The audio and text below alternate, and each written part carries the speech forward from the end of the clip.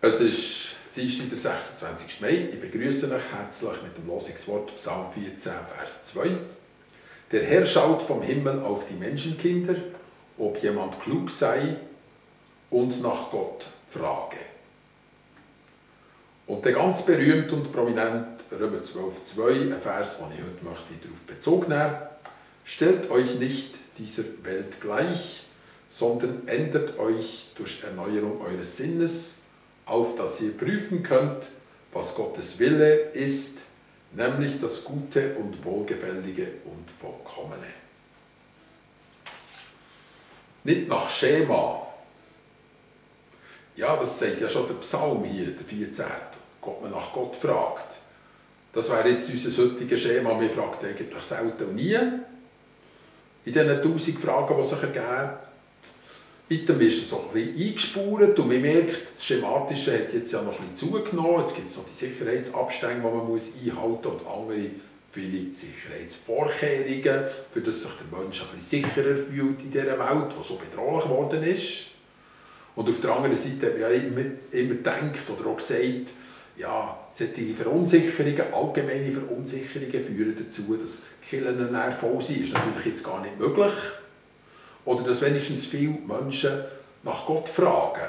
Aber das ist vielleicht noch ein bisschen zu wenig Unsicherheit, für das zu machen, weil es ist ja nicht Pest, wo jeder anstecken kann und das sogar durch die Luft passiert.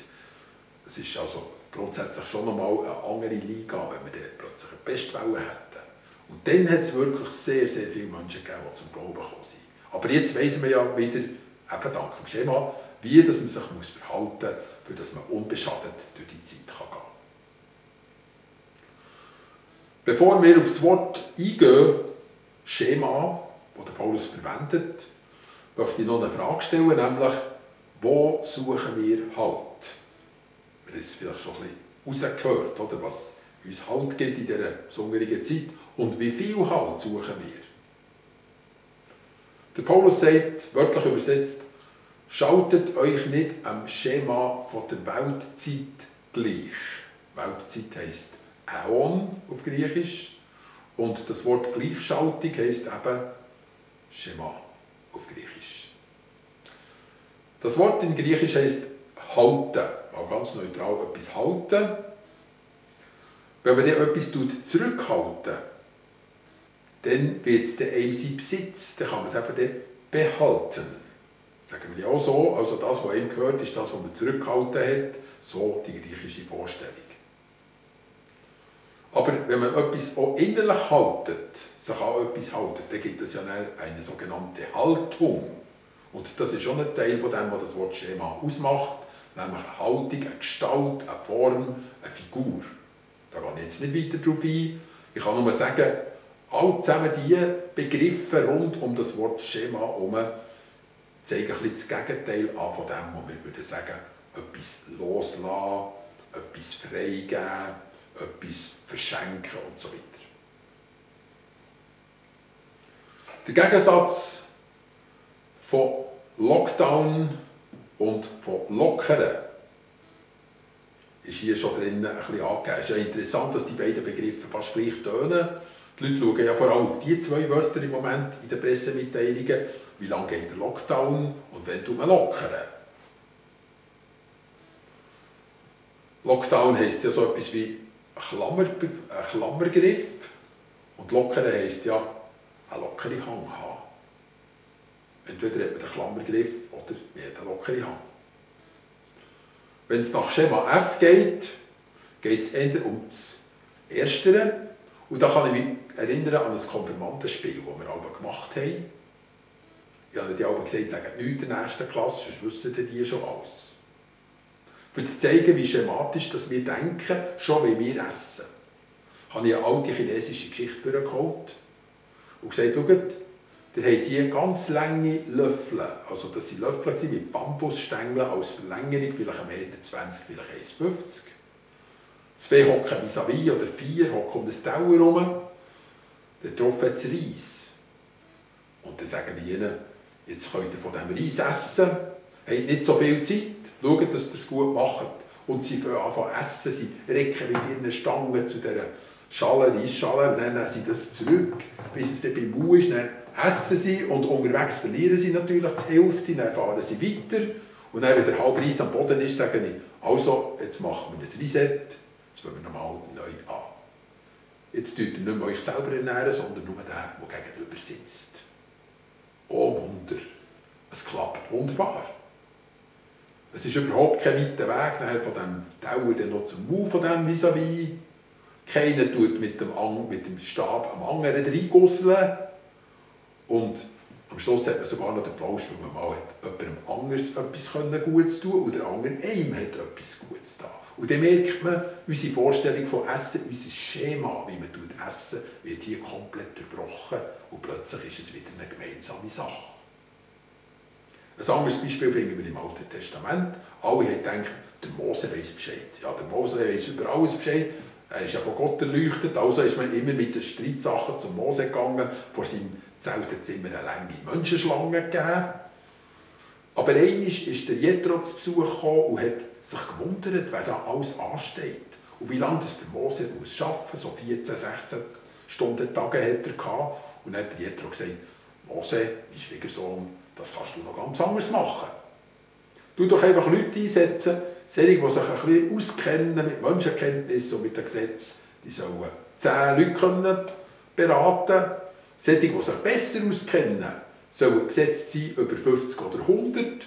Und solche, die sich wirklich gut auskennen, schon sehr erfahrene, zuverlässige Leute, sollen nachher die Fälle noch beantworten, die durch alle Säbel gegangen sind, eben über 1000. Und was dann immer noch bleibt, hier und da jemand, der muss dann bei deinem Zelt nicht mehr Schlange stehen. Und du hast auch wieder Zeit für andere Sachen. Gesagt, getan.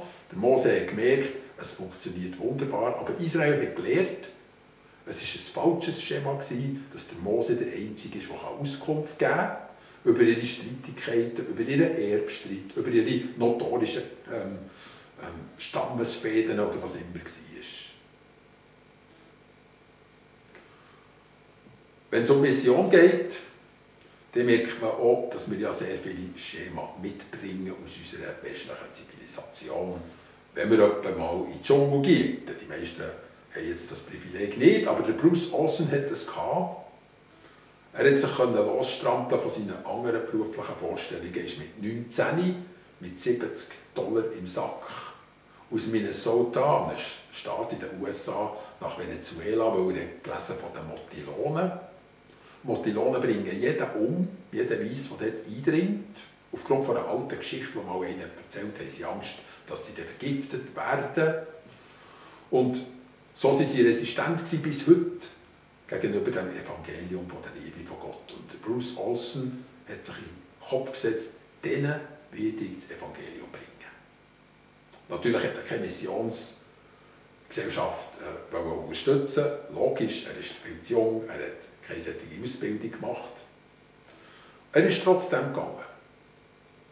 Er ist nicht gegangen mit der Vorstellung, er müsse jetzt ihnen das Schema von der westlichen Lebensweise beibringen, sondern sein Ziel war von Anfang an klar und es war von Anfang an auf Todesgefahr, wo er gegangen ist. Also keine Nebensachen, sondern wirklich nur die Hauptsachen. Ohne die kolonialen Ansprüche ist er also eingetaucht in der Welt der Motilonen und wundert, sie ihn am Leben gelassen und irgendwann haben sie angefangen auf ihn zu hören. Schon das ist eine Geschichte in sich. Und am anschaulichsten ist sein Vorgehen geworden, wo plötzlich eine Augenkrankheit bei ihnen ist auftaucht. Weil sie tüchtig bekommen ist, er konnte daran erblinden. Und der Bruce Olsen hat gewusst, dass es gegen diese Krankheit ein Medikament gibt, das augenblicklich und nachhaltig wirkt. Sie haben ihm natürlich nicht geglaubt, sondern ein Medizinmann, der gesagt hat, macht meine Ritual, dann seid ihr gegen die Krankheit geschützt. Und wenn dann jemand gleich die Krankheit bekommt, ist es ein sicheres Zeichen, dass Dämonen hinter ihm her sind. Da kann man dann nichts machen. Wie kann man das korrigieren? Wiederum ein Schema, eine andere Kultur mit anderen Schemen. Aber auch das wieder eins, das man durchbrechen kann. Das hat der Bruce gemacht. Er hat ins Auge gereckt von einem Erkrankten, hat den Schleim dort rausgenommen, den Eiter, und vor dem ganzen Stamm hat er sich das in sein Auge geschmiert. Ein Entsetzen ist durch alle Reihen gegangen. Er ist natürlich erwartungsgemäß, es hätte dann nicht anders können sein, krank geworden. Und nachher ist er gekommen mit Augentropfen und hat gesagt, schaut, was die Weissen herausgefunden haben. Es ist nicht eine Sache der Dämonen, sondern es ist etwas, das man mit einem Medikament beheben kann. Er hat sich das eingeträufelt in beide Augen. Die Lohne haben auch wieder mit Spannung erwartet, was ist morgen, was ist übermorgen. Und tatsächlich, er ist wieder heil geworden. Von dann an hat man viele Leute gesehen, anderen eben die Augentropfen gegeben und niemand mehr musste erblinden. Vor 40 Jahren habe ich zu dieser Geschichte ein Jungscharlager gemacht, ein Sommerlager, weil es hat natürlich 3 Elemente vom heutigen Vers kommen in dieser Geschichte so wunderbar vor, fast wie auf dem Silbertablett werden die hier serviert.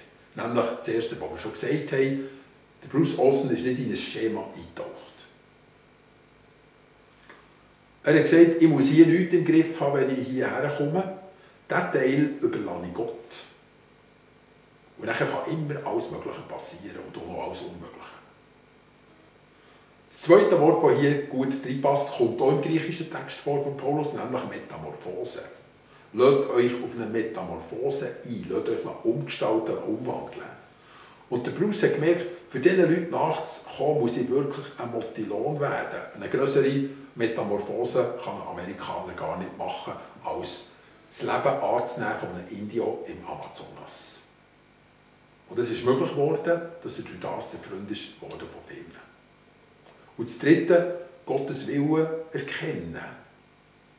Das heisst, Gottes Willen ist ja klar. Nicht, dass die Leute jetzt eben auch Schuhe tragen und Krawatten und die ganzen Medikamente der Weissen haben. In diesem Fall mag das Sinn machen, wie man gesehen hat. Aber eigentlich, dass die Lohnen die Liebe von Gott dürfen erfahren. Das war sein absolutes Ziel.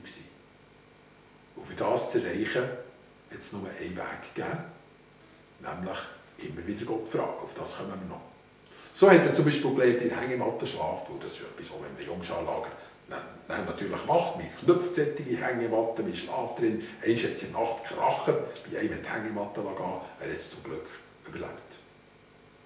Zurück zum Schema F und unserer eingangs gestellten Frage. Die Welt wird von Paulus als ein Schema bezeichnet. Ein Schema.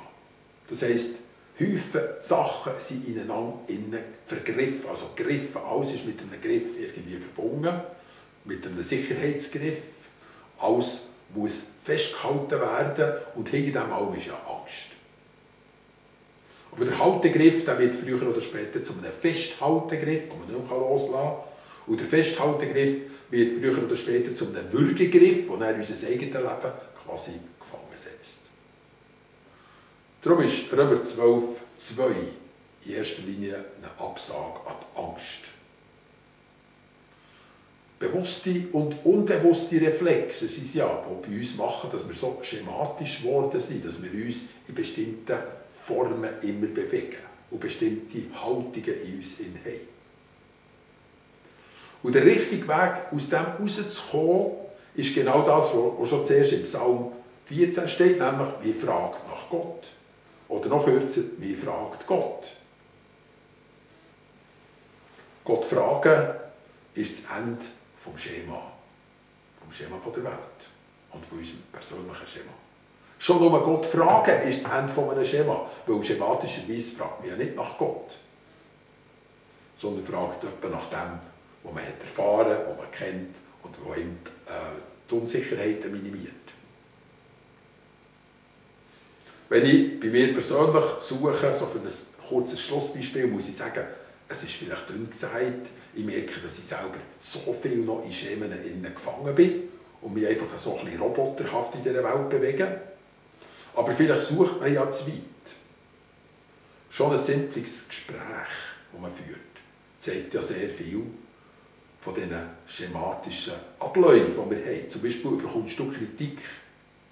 Ja, was machst du? Du tust dich verteidigen, du tust dich rechtfertigen, du suchst Ausreden. In 9 von 10 Fällen mache ich das so.